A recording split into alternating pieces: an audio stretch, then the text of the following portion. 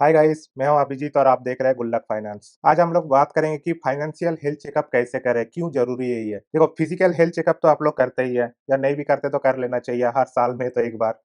Same उस तरह का आप लोग गाड़ी का भी चेकअप कराते हैं, टाइम टू टाइम उसको सर्विसिंग में लेके जा रहे हैं, मोबिल ठीक से है कि नहीं, कार्बोरेटर में कचरा तो नहीं जमा हुआ है। तो जब आप गाड़ी का चेकअप करा सकते हैं, फिजिकल हेल्थ का चेकअप करा सकते हैं, तो फाइनेंशियल हेल्थ का चेकअप क्यों नहीं कराते? जबकि आपका अगर फाइनेंशियल हेल्थ और फिजिकल हेल्थ ये दो चीज अगर आपका सही है, तो लगभग आपका लाइफ का 70 to 80% प्रॉब्लम सॉल्व है। इसलिए फाइनेंशियल हेल्थ चेकअप करना बहुत जरूरी है। दूसरा बात यह है कि आपको जितने भी वीडियोस वगैरह मिलेंगे या जो भी आर्टिकल्स वगैरह है, उसमें आप देखेंगे कि जो भी प्लानिंग होता है ना, वो ज़ीरो से स्टार्ट होता है। जो भी स्पीकर रहते हैं, वो ये मान के चलते हैं कि आज आप ज़ीरो पे हैं और आप हर मंथ इतने रुपए करके इन्वेस्ट करते रहेंगे, तो इतने साल में आप इतना टारगेट तक पहुँच जाएँगे।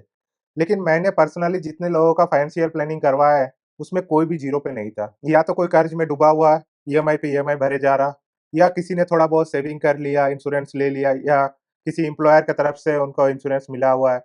तो ज़ीरो पे तो कोई नहीं होता, या तो नेगेटिव में होता है या तो पॉजिटिव में होता है। इसलिए मेरा प्रैक्टिकल एक्सपीरियंस के बेसिस में 6 स्टेप्स मैंने डिसाइड किए हैं और ये 6 स्टेप्स को मैं आज एक्सप्लेन करूँगा किस तरह से अपना फाइनेंशियल हेल्थ का चेकअप कैसे कर सकते हैं। और देखिए, हर एक स्टेप का मैं 3 पॉइंट दूँगा, आपको कंडीशंस के अकॉर्डिंग अपने आप को ये 3 पॉइंट में से डिसाइड करना है कौन-सा पॉइंट आपके लिए सही है। एक होगा -1, 1 एंड 2।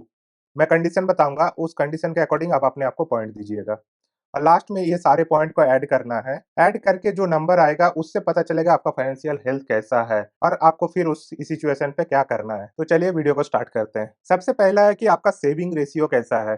सेविंग रेशियो को कैलकुलेट करने के लिए आपका total saving divided by total income into 100 करना है। इससे आपका पता चल जाएगा आपका सेविंग परसेंटेज कितना है। अगर आपका सेविंग परसेंटेज एकदम जीरो है या नेगेटिव में है, नेगेटिव कैसे कि जैसे आपका जितना सैलरी मिलता है उससे आपका घर नहीं चल पाता है। मंथ एंड पे किसी से माँगना पड़ता है या क्रेडिट कार्ड से आपको चुकाना पड़ता है, फिर सैलरी आते हैं, फिर उससे पे करते हैं। इसका मतलब आपका सेविंग बिल्कुल भी नहीं हो पा रहा और आप नेगेटिव में हैं। तो इस सिचुएशन पे आप अपने आप को -1 पॉइंट दीजिए। और अगर आपका ये सेविंग रेशियो 10 टू 15% के आस-पास आ रहा, मतलब आप और एक डिसेंट अमाउंट आप सेविंग कर पा रहे हैं, तो इस सिचुएशन पे आप अपने आप को 1 पॉइंट दीजिए। और अगर आपका सेविंग 15-20% से भी ज़्यादा है, तो अपने आप को 2 पॉइंट दीजिए। मतलब आप काफ़ी अच्छा सेव कर ले रहे हो। दूसरा है लायबिलिटी टू एसेट परसेंटेज। देखो, लायबिलिटी टू एसेट परसेंटेज जानने के लिए आपको सबसे पहले जानना चाहिए कि लायबिलिटी क्या होता है और एसेट क्या होता है। ज़्यादातर मिडिल क्लास इसी चीज़ में कन्फ्यूज़ होता है। वो खरीदता लायबिलिटी है, लेकिन सोचता है कि हमने एसेट खरीदे हैं। मैं बेसिक सा एक डेफिनिशन बता देता हूँ। लायबिलिटी वो चीज़ है जिससे आपका पॉकेट से पैसा निकलते जा रहा है कंटीन्यूअसली। लेकिन एसेट वो चीज़ है जिससे आपका पॉकेट में पैसा आते जा रहा। जैसे एक एग्ज़ाम्पल से समझिए, एक ही चीज़ किसी के लिए एसेट हो सकता है, किसी के लिए लायबिलिटी हो सकता है। सपोज़ आपने एक कार ली है और वो कार आप अपना पर्सनल यूज़ पर्पज़ पे लिए हैं। आप उसको किसी को देते नहीं हैं, तो आप खुद जब उस कार को चलाते हैं, तो आपको उसमें से कुछ इनकम नहीं होता है। उल्टा आपका पॉकेट से पैसा जाता है, चाहे वो पेट्रोल का खर्चा हो, सर्विसिंग का हो, अगर ड्राइवर रखे हैं तो ड्राइवर का हो गया। तो उस कार की वजह से आपका पॉकेट से पैसा जा रहा, तो ये हो गया लायबिलिटी। लेकिन वही कार अगर किसी टैक्सी वाले के पास है, तो उसके लिए वो एसेट है, क्योंकि उस कार से वो पैसा कमाते जा रहा। अगर कार नहीं होगा तो उसका इनकम नहीं होगा। तो उसके लिए एसेट है, लेकिन आपके लिए वो लायबिलिटी हो गया। अगर एसेट और लायबिलिटी को और इन डेप्थ में समझना है, तो प्लीज़ इस बुक को पढ़िए। ये आपका फाइनेंशियल हेल्थ का ज़िंदगी बदल सकता है। इतना बेटर बुक है। लायबिलिटी टू एसेट का अगर परसेंटेज चेक करना है, तो इसका फ़ॉर्मूला होता है टोटल लायबिलिटी कितना है, उसको डिवाइडेड बाय कीजिए टोटल एसेट से इंटू 100 कर दीजिए। सपोज़ आपका 10 लाख का लोन है, तो 10 लाख का हुआ एक तरह से आपके लिए लायबिलिटी हो गया। लेकिन आपके पास 1 करोड़ का एक घर है, या जो भी बाकी सारी चीज़ें मिला के आपके पास एफडी वगैरह सब मिला के 1 करोड़ रुपया है। तो 10 lakh divided by 1 crore into 100, तो ये हो गया आपका 10% आपका लायबिलिटी टू एसेट का परसेंटेज। तो ये परसेंटेज अगर 100% से ऊपर आ रहा, मतलब आप नेगेटिव में जा रहे हैं। आप जितना कमा नहीं रहे हैं, उससे ज़्यादा आप खर्च कर रहे हैं अपने लायबिलिटीज़ पे। आपको लायबिलिटीज़ ड्रास्टिकली डिक्रीज़ करने की ज़रूरत है। तो अगर आपका सिचुएशन ऐसा है कि या 100% से ऊपर हो चुका है, तो आप अपने आप को -1 पॉइंट दीजिए। और अगर आपका ये 50 से 100% के बीच में आ रहा है, तो अपने आप को 1 पॉइंट दीजिए। और अगर ये 50 से नीचे है और आपके पास या तो कोई डेट ही नहीं है, आपको सिर्फ एसेट होल्ड करते हो, कोई लायबिलिटी होल्ड ही नहीं करते, तो इस सिचुएशन पे अपने आप को 2 पॉइंट दीजिए। नेक्स्ट स्टेप है इमरजेंसी फंड। जैसे कि आजकल देख रहे हैं कि बड़ी-बड़ी कंपनीज़ भी ह थाउज़ेंड्स ऑफ 10-10 थाउज़ेंड्स लोगों को फायर कर रही है। तो आज की डेट में ना जॉब सिक्योर है, ना ही इतना सारा स्टार्टअप बंद हो रहा, तो बिज़नेस भी सिक्योर नहीं है। तो इस सिचुएशन पे इमरजेंसी फंड एक क्रिटिकल रोल प्ले करता है आपका फाइनेंशियल हेल्थ को स्ट्रॉन्ग करने के लिए। इसीलिए अगर आपके पास अगर 6 मंथ से भी कम का इमरजेंसी फंड है, या इमरजेंसी फंड है ही नहीं, आपको अगर जैसे ही जॉब जाएगी या कुछ ऐसा सिचुएशन आ जाएगा, तो तुरंत आपको दोस्तों के पास हाथ फैलाना पड़ेगा। और एक बहुत लोगों ने गलती करते हैं कि क्रेडिट कार्ड का जो लिमिट है उसको इमरजेंसी फंड में काउंट करते हैं, ये गलत है, ये नहीं करना चाहिए। क्योंकि उसको आपको इमीडिएटली पे करना है और क्रेडिट कार्ड से अगर आप उठा लिए तो आपका ऊपर बर्डन और बढ़ जाएगा, तुरंत उसको पे करने के लिए, नहीं तो उसमें हेवी पेनल्टी लगती है। तो अगर आपके पास अगर 6 मंथ से भी कम का इमरजेंसी फंड है या बिल्कुल भी नहीं है, तो अपने आप को -1 पॉइंट दीजिए। अगर आपके पास एटलीस्ट 6 मंथ का इमरजेंसी फंड है, मतलब आप 6 मंथ तक ₹1 बिना कमाए भी जैसा लाइफ़स्टाइल चला रहे हैं, ये मेंटेन करके चल सकते हैं, तो इसके लिए अपने आप को 1 पॉइंट दीजिए। और आपके पास 12 महीने से लेके 15 महीने का इमरजेंसी फंड है, तो अपने आप को 2 पॉइंट दीजिए। नेक्स्ट स्टेप है इंश्योरेंस वाला पार्ट। इसमें 2 इंश्योरेंस बहुत इंपॉर्टेंट होता है सबके लिए। एक है हेल्थ इंश्योरेंस, दूसरा है टर्म प्लान। अगर आपके पास कोई भी इंश्योरेंस नहीं है, कंप्लीटली ज़ीरो इंश्योरेंस है, तो अपने आप को -1 पॉइंट दीजिए। एटलीस्ट अगर आपके पास हेल्थ इंश्योरेंस है, भले ही आपको कंपनी ने ही क्यों ना दे के रखा हो, तो अपने आप को 1 पॉइंट दीजिए। और अगर आपके पास हेल्थ इंश्योरेंस और प्रॉपर टर्म प्लान है, टर्म प्लान मतलब टर्म प्लान ही होता है, उसको यूलिप प्लान से कंपेयर मत कीजिए। यूलिप प्लान वो होता है कि जिसमें आप मंथली-मंथली प्रीमियम पे कर रहे हो और कुछ टाइम के बाद वो सारे प्रीमियम के साथ, कुछ इंटरेस्ट के साथ वो आपको रिटर्न होगा। वो यूलिप प्लान है और वो आपको नहीं लेना चाहिए, वो काफ़ी लॉस का चीज़ें होती है।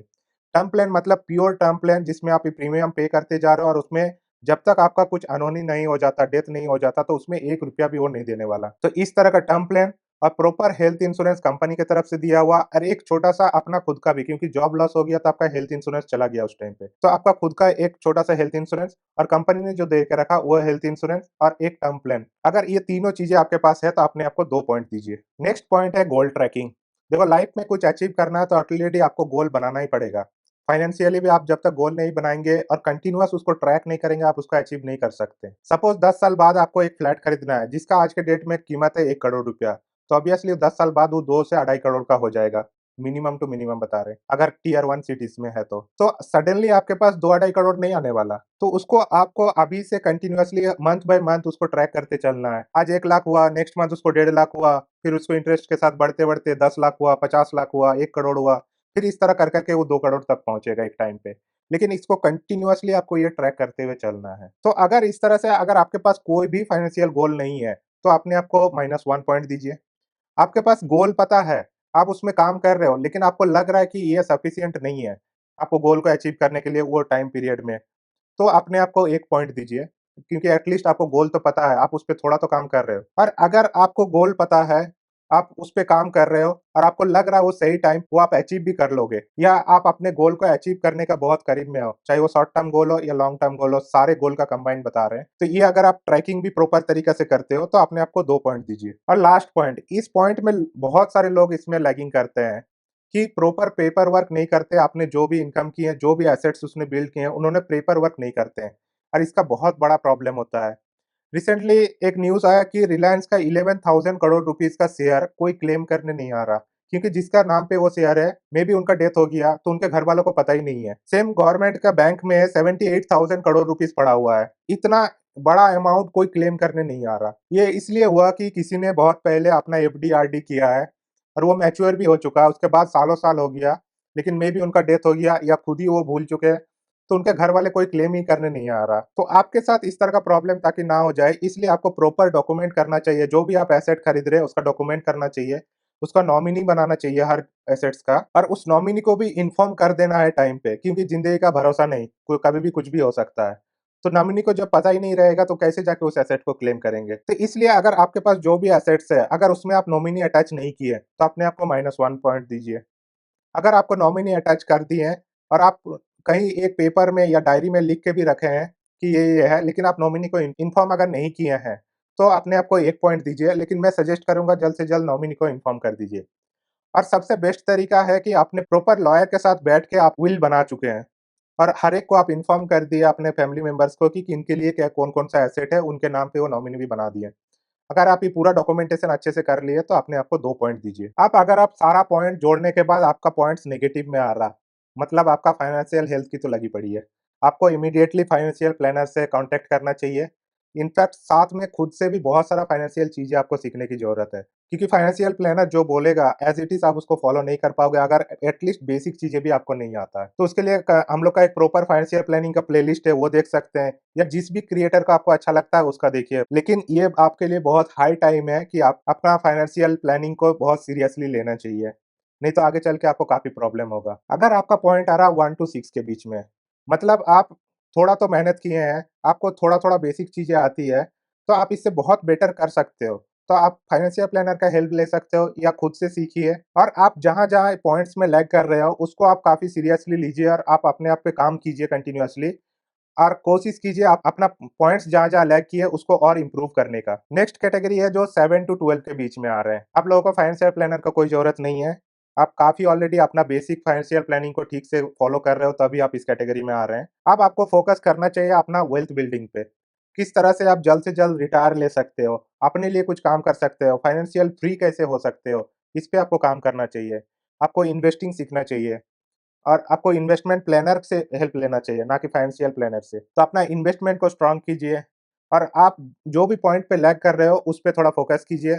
ऑलरेडी आप अच्छा कर रहे हो। आई होप ये वीडियो आपको अपने आप को समझने के लिए काफ़ी हेल्प हुआ है। अगर आपको ये वीडियो अच्छा लगा तो प्लीज़ लाइक कीजिए और अच्छा नहीं लगा तो डिसलाइक कीजिए, लेकिन प्लीज़ कमेंट में हमें बताइए कि हमें और क्या-क्या इम्प्रूव करना चाहिए और प्लीज़ चैनल को सब्सक्राइब कीजिए। इससे हमें काफ़ी मोटिवेशन मिलता है और अच्छा काम करने के लिए।